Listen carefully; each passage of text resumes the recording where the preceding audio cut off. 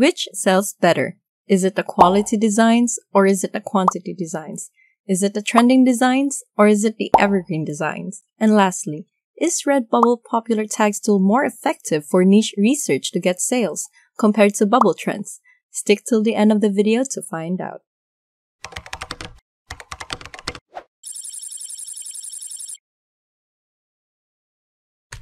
In this video, it will be divided into two parts. Part 1 is an overview of what is Redbubble, my Redbubble store, my goals that I want to achieve on my first month, my monthly earnings report, and lastly, my monthly traffic from my Google Analytics and my Pinterest Analytics. Part 2 is where I analyze my sales on my first month.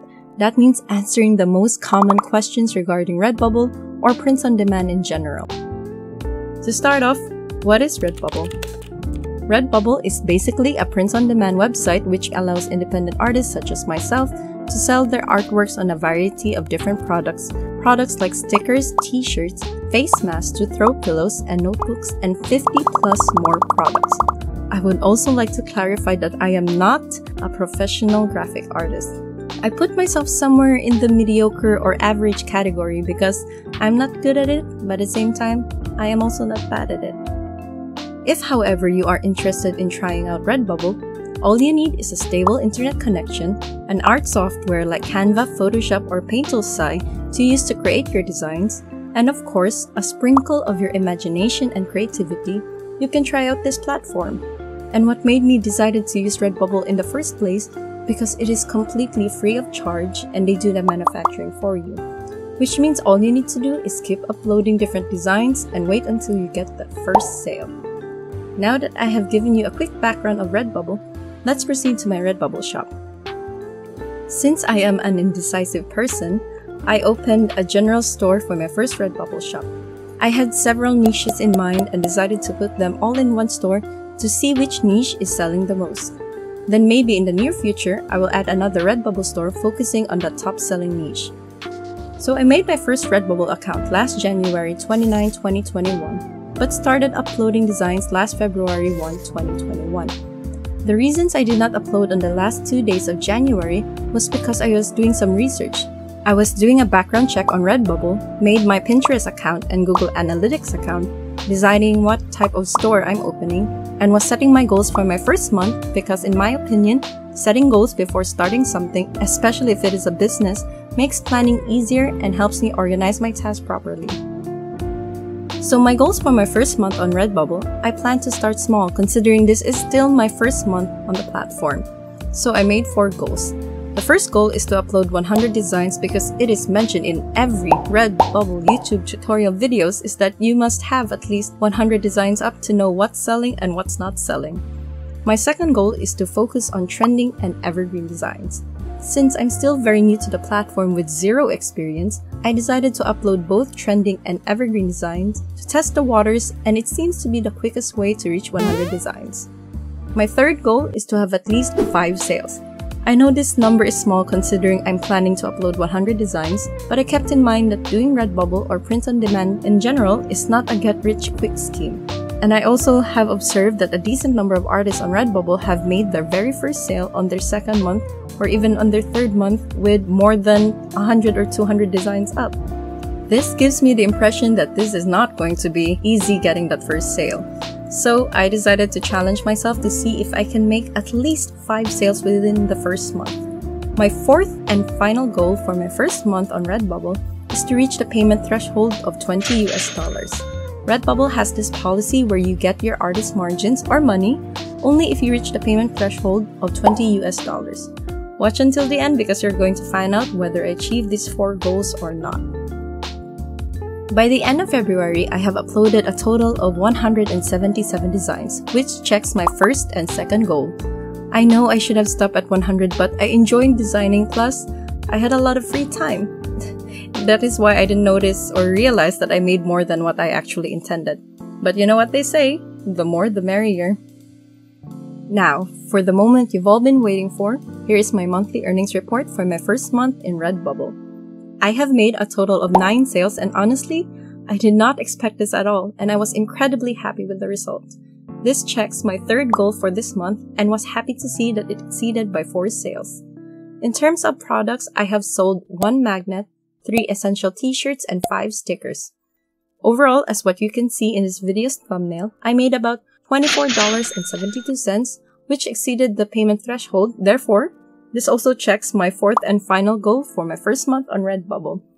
I started this platform with little to no expectations and 0 experience, but was extremely happy with the results of my hard work and perseverance. Out of my 177 designs, only 8 designs have sold, which is a decent amount to see what's working in my shop. You guys might be thinking though, isn't it demotivating to see you have uploaded 177 designs and only sold 8 designs? Well, to be honest, no. That's because right from the start, I already had the mindset that this road is not going to be easy, and it sure wasn't. But when I got that first sale, it makes all my effort worth it. And this helps me to keep striving and moving forward. I am also confident that some of my designs will eventually sell in the future. It just takes time and patience. So remember that, everyone. I also track my sales with a calendar, and as you can see, I made my first sale on February 5, which is only my 5th day on Redbubble, and I was very shocked, for I did not expect to make a sale this soon. I remember checking my email and saw that beautiful notification, "You've made a sale." It was only $1.24, but to me, it felt like I won a lottery. Receiving that first sale made me even more motivated to keep uploading designs, and this just proves that Redbubble works and anyone can do it. Another thing I noticed is that I mostly make sales when it's close to the weekend, even though this is not relevant. And I am also happy to see that I had weekly sales this month. I'm planning to show you guys my sales tracking so that I can give you guys an overview in the future which months are the slowest and which months are the biggest to sell. Now that I've shown you how much I made for my first month, let's go to part 2 and analyze the sales.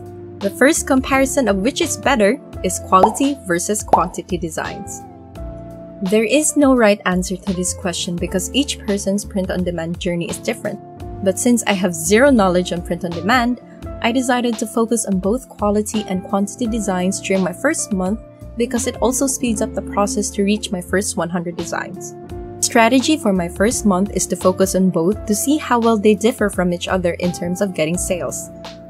As you can see from my sales history, the yellow-colored box is a quality design, while the purple-colored box is labeled a quantity design.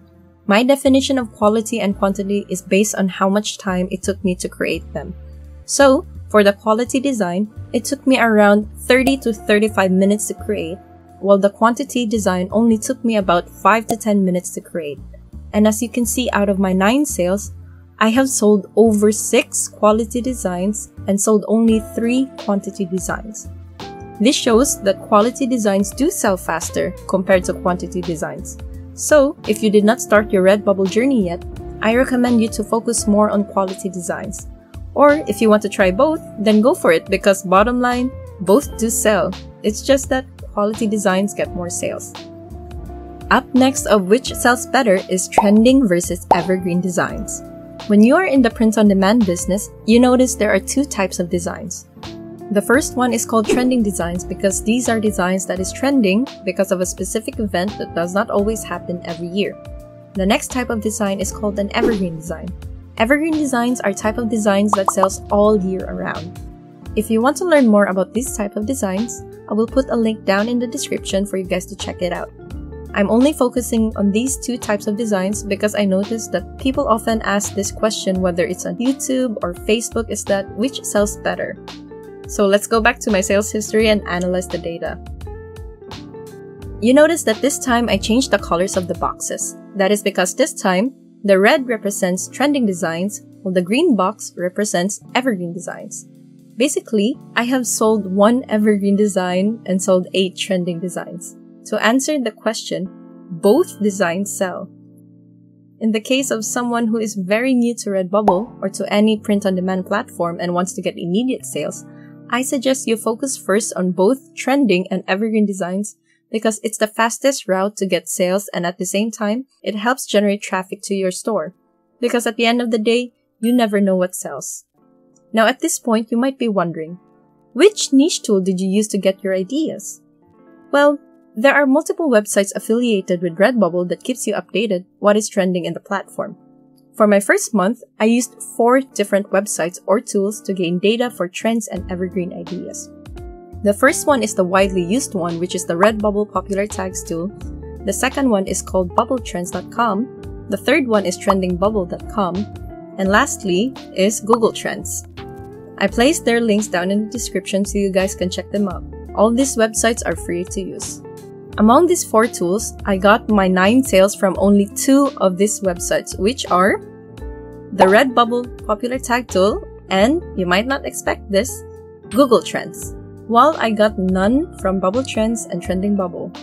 However, I will continue using these different websites so I can show you an overview in the future, which is the best one to get ideas for trending and evergreen designs. Now let's move on to traffic. I got my traffic from 3 different sources: Redbubble, Google Analytics, and Pinterest Analytics. Let's check first my Redbubble Analytics. As you can see, I had a total of 150 unique visitors and was dominated by organic traffic and Redbubble traffic. For those who don't know what they are, here is a screenshot of the different types of traffic you get from Redbubble, and feel free to pause the video. Now with all this traffic, how do you know which specific designs are working? That also gives you sales. That brings me to my favorite traffic tracker, Google Analytics. So this is my Google Analytics, and I know that this website might be a little bit overwhelming, especially to new users, but I just want you to focus on these 2 things, the audience and site content overview. Because these 2 are very important, because this is where you can get information and use the data to improve your strategy to get more sales. First off, let's check the audience overview. It's good to see that I have a total of 86 users, and among those 86, I have 9 returning users. This is good because this means that there are actually certain customers that are interested in my shop and might buy again from me, or they might refer my shop to someone else, which could create a snowball effect. This is where it starts small, but later on increases its momentum and size, which means getting more traffic and hopefully me getting more sales. Next off is the site content. What I like about this part of Google Analytics is that you can clearly see which specific design in your shop has the most views. And as you can see, they actually input the data in a descending order, and you can see your top 5 or top 10 designs with the most views. And if you can correlate it with your Redbubble sales, you can pinpoint the specific design that sells the most. What's amazing about this is that you can use this strategy to multiply the designs that sell. I actually tried this method myself, and as you can see currently, my top design was viewed 12 times this month. I replicated this design because not only it has the most views, it also got sold twice based on my Redbubble dashboard.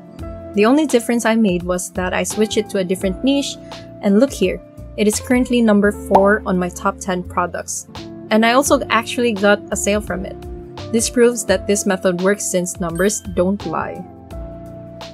For my last source of traffic, it's Pinterest. This is my Pinterest Analytics. I'm not gonna go too deep with this because as of now, I'm still learning, and this analytics in this website is still quite foreign to me. So overall, I had about 2.68k impressions and 1.23k audience, which is a lot, but I only had 4 engagements and 5 engaged audience. I am still trying to figure out Pinterest and if this type of outcome is normal, so if you have any suggestions or tips, please leave a comment down below because I will really appreciate it because I'm still very new with Pinterest. However, I'm not gonna lie, I feel like I got most of my social media traffic from Pinterest since this is the only website that I actually promoted my products and nowhere else. So bottom line, Pinterest is a pretty good source for traffic. Thank you so much for watching this video till the end. And if you find this video somewhat helpful or insightful to you, please give it a thumbs up, and if you want to join my Redbubble journey, feel free to subscribe to my channel. That is all for this video, and see you in the next one.